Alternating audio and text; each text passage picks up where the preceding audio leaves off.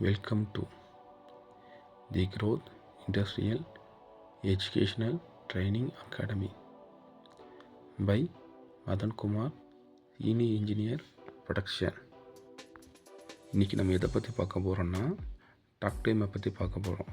Talk டைம்னா என்னென்னு பார்த்தீங்கன்னா, கஸ்டமர் ஒரு ப்ராடக்ட் நம்மளை உருவாக்குறதுக்கு கொடுக்குற டைம், அந்த டார்கெட்டை வச்சு அந்த ப்ராடக்ட் எவ்வளோ நேரத்தில் நம்ம உருவாக்க போகிறோம் அப்படின்னு தெரிஞ்சுக்கிறத பற்றி தான் டாக் டைமை பற்றி பார்க்க போகிறோம்.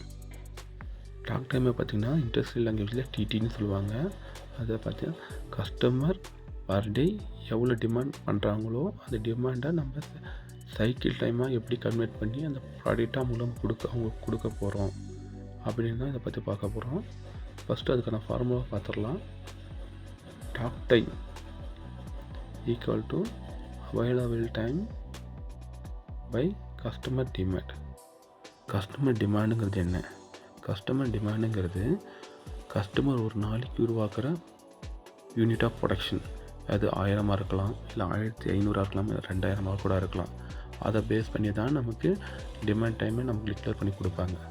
சரி, ஃபஸ்ட்டு அவைலபிள் டைம் எப்படி நம்ம கால்குலேட் பண்ணுறதுன்னு பார்த்துக்கலாம். இப்போ 12 ஹவர் ஷிஃப்டாக இருந்தால் நீங்கள் 2 ஷிஃப்ட் எடுத்துக்கணும், இல்லை நீங்கள் 8 ஹவர் ஷிஃப்டாக இருந்தால் 3 ஷிஃப்டாக எடுத்துக்கலாம். நான் 12 ஹவர் ஷிஃப்ட் மாதிரி எடுத்திருக்கேன். அது எப்படி கால்குலேட் பண்ணுறது ஸ்டெப் பை ஸ்டெப்பாக பார்ப்போம். பர் ஷிஃப்ட் நமக்கு பிரேக் டைமை ஃபஸ்ட் எடுத்துக்கணும். நான் ஜேஹெச் க்ளீனிங் டைம் சொல்லி 30 மினிட்ஸ் எடுத்திருக்கேன். இல்லை உங்கள் கம்பெனி என்ன ஸ்டாண்டர்டோ அதை நீங்கள் போட்டுக்கலாம். டீ டைம் ஒரு 10 மினிட்ஸ் எடுத்திருக்கேன். லஞ்சுன்னு 30 மினிட்ஸ் எடுத்திருக்கேன். அகைன் இன்னொரு டீ டைம் ஒரு 10 மினிட்ஸ் எடுத்திருக்கேன். டோட்டலாக பிரேக் டைம் பார்த்திங்கன்னா 80 மினிட்ஸ் வருது.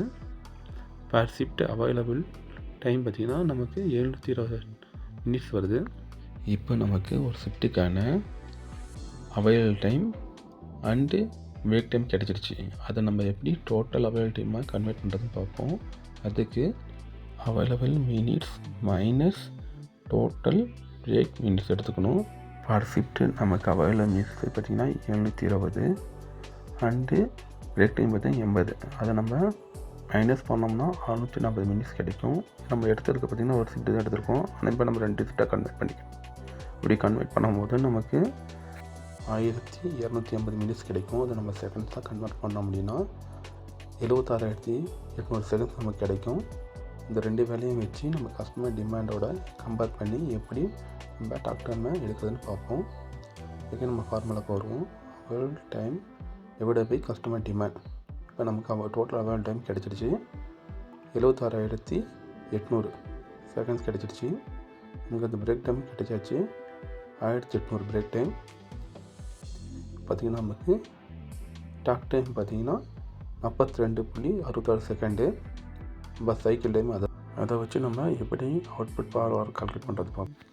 1 hour divided by 42 equal to 84 numbers for